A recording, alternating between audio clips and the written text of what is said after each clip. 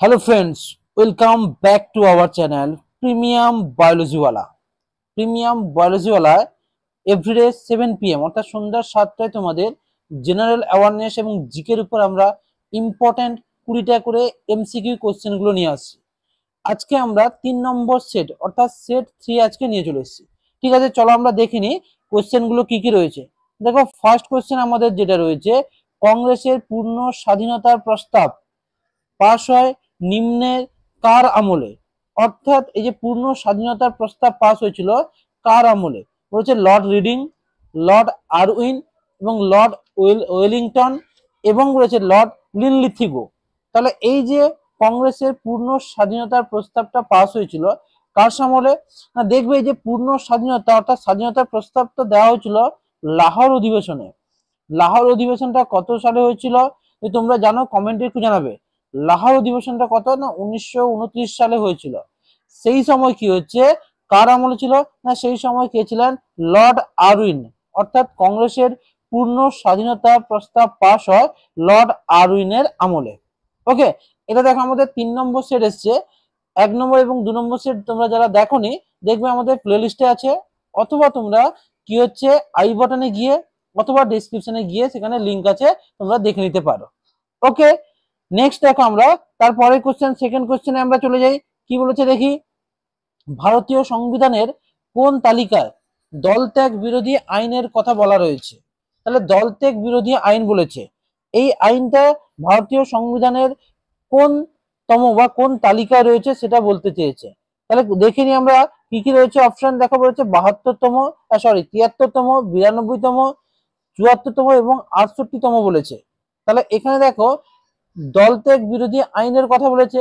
তাহলে দলত্যাগ বিরোধী আইন দেখবে আমরা যদি বলি, না এখানে দেখবে, আচ্ছা এই অপশন গুলো একটু দেখে নাও। ভারতীয় সংবিধানের যদি আমরা বলেছে কোন তালিকায় দলত্যাগ বিরোধী, আচ্ছা এই অপশন গুলো ভুল দেওয়া আছে। এটা একটা দেখো হবে 9 শিডিউল, বি অপশন হবে 7 শিডিউল, সি হবে 8 শিডিউল, আর ডি হচ্ছে 10 শিডিউল অর্থাৎ 10তম তফসিল।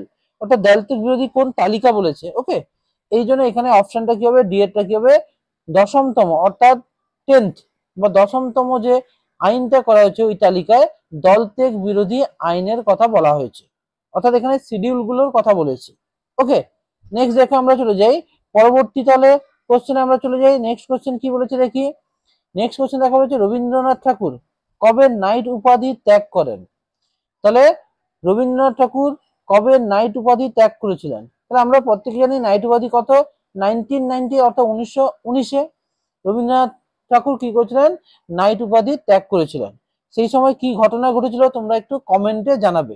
আর ভিডিওগুলো তোমাদের কেমন লাগছে একটু কমেন্ট করে জানাবে, বা অপশনগুলো তোমাদের আমাদের বলার সঙ্গে সঙ্গে তোমরা অপশনগুলো কমেন্টে জানাতে পারো। ঠিক আছে, 4 নম্বর দেখো কি বলেছে, গুপ্ত রাজ্যের প্রথম চন্দ্রগুপ্তের পরবর্তী রাজা কে ছিলেন?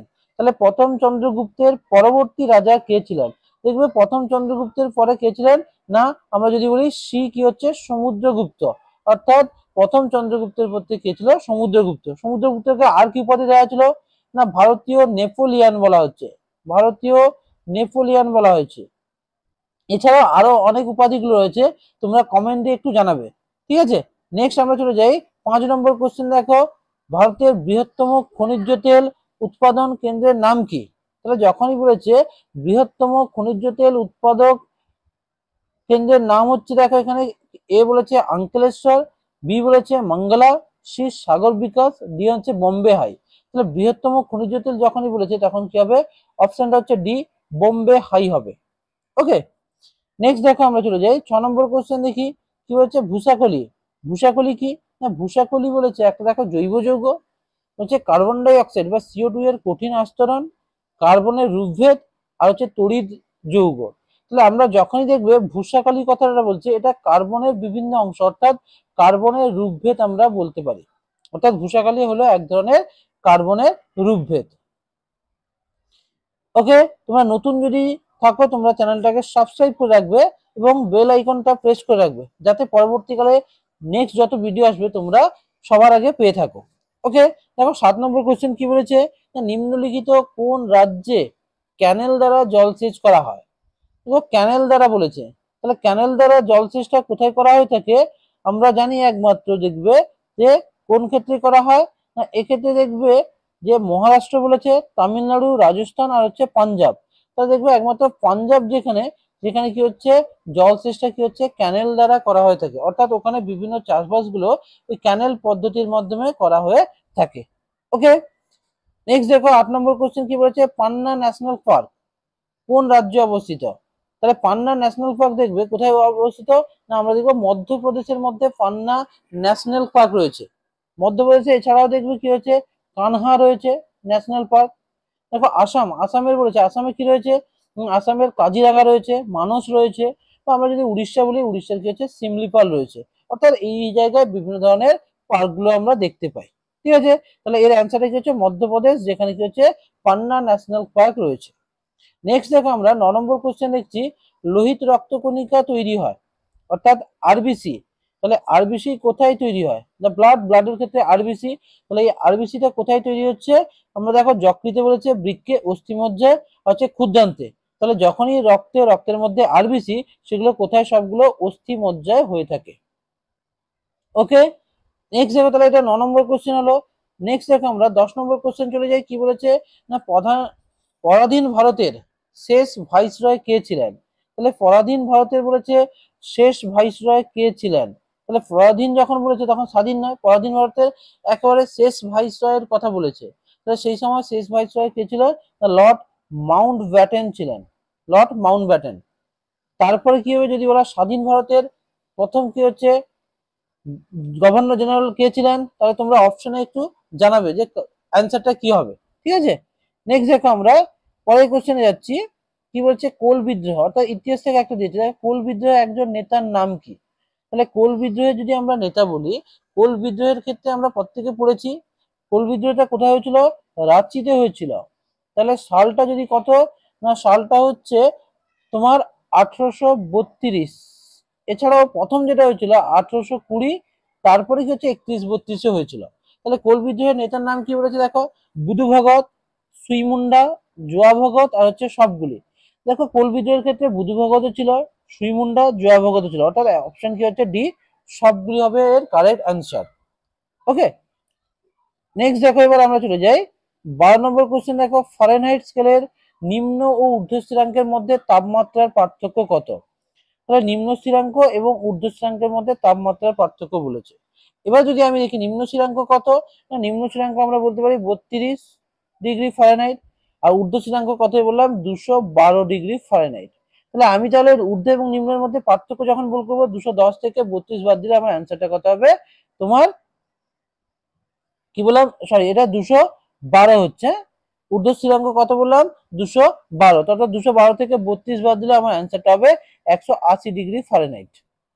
ওকে, নেক্সট দেখো আমরা চলে আসি 13 নম্বর যেটা বলেছে ডেনমার্ক, ডেনমার্কের রাজধানীর নাম কি বা ডেনমার্কের রাজধানী হলো? তাহলে ডেনমার্কের রাজধানী কি না, ডেনমার্কের রাজধানী বলছে আদিস আব্বাবা, সানজোস, ব্রুসেলস আর হচ্ছে কোপেনহেগান।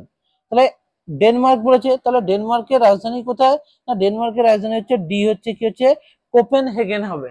ওকে, যেটা কি হচ্ছে ডেনমার্কের রাজধানী। নেক্সট দেখো আমরা তার পরবর্তী কোশ্চেন চলে যাই, কি হচ্ছে না পশ্চিমবঙ্গের শিক্ষার হার সবচেয়ে কম নিম্নের কোন রাজ্যের? তাহলে পশ্চিমবঙ্গের শিক্ষার হার বলেছে কম, বলেছে পশ্চিমবঙ্গের কোন জেলায়? তো দেখো এখানে পুরুলিয়া, উত্তর দিনাজপুর, পূর্ব মেদিনীপুর আর হাওড়া বলেছে। তাহলে সবচেয়ে কম হচ্ছে উত্তর দিনাজপুর জেলায়। আর যদি সব থেকে বেশি বলতো তাহলে সব থেকে বেশি হতো পূর্ব মেদিনীপুর, আর সব থেকে কম হচ্ছে উত্তর দিনাজপুর জেলায়। আর যদি বলে পশ্চিমবঙ্গের শিক্ষার হার কত না 77.8%। ওকে, নেক্সট এবার আমরা চলে যাই তারপরে কোশ্চেন দেখি কি বলেছে না ব্ল্যাক রিভলিউশন, ব্ল্যাক রিভলিউশন নিম্নের কোন বিষয়ের সঙ্গে যুক্ত? তাহলে কয়লা বলেছে, খনিজ তেল বলেছে, খাদ্যশস্য এবং তাপবিদ্যুৎ। তাহলে এক্ষেত্রে কি হবে দেখো, ব্ল্যাক রিভলিউশন সবসময় মনে রাখবে খনিজ তেল এর সঙ্গে সম্পর্কযুক্ত হয়ে থাকে, অর্থাৎ ব্ল্যাক রিভলিউশন কোন সঙ্গে যুক্ত না খনিজ তেলের সঙ্গে যুক্ত হয়ে থাকে।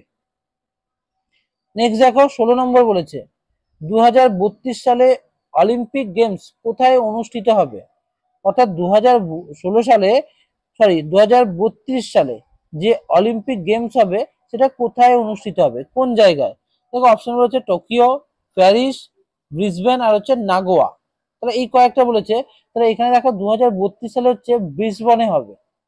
আবার যদি বলে থাকে যে 2024-এ কোথায় হবে, 2024 আমরা বলতে পারি প্যারিসের মধ্যে হবে। আবার যদি বলে 2028-এ কোথায় হবে, 2028-এ কোথায় হবে না তোমার লস অ্যাঞ্জেল। তাহলে এই কয়েকটা একটু অপশনগুলো একটু দেখে রাখবে, ঠিক আছে। নেক্সট দেখো আমরা চলে যাই, তারপর 17 নম্বর কোশ্চেন, নিম্নের কোন বংশের সময় বাহমনি নামে এক স্বাধীন রাজ্য প্রতিষ্ঠা হয়? তাহলে কি বলেছে, বাহমনি, বাহমনি সাম্রাজ্যের কথা বলেছে। এই বাহমনি যেটা বলেছে, এই যে স্বাধীন রাজ্যটা, এটা কোন সময় হয়েছিল? এটা তুগলক বংশ, অর্থাৎ মোহাম্মদ বিন তুগলক তার সময়। সালটা যদি মনে থাকে 1348 খ্রিস্টাব্দে মোহাম্মদ বিন তুগলক ছিল ওই সময়, তুগলক বংশের সময় এই স্বাধীন রাজ্য কি হচ্ছে, বাহমনি নামে একটা স্বাধীন রাজ্য প্রতিষ্ঠিত হয়েছিল। ওকে, নেক্সট দেখো আমরা চলে আসছি 18 নম্বর কোশ্চেন, আমুক্ত মাল্যদা কে রচনা করেন? তাহলে আমুক্ত মাল্যদা কার রচনা এটা?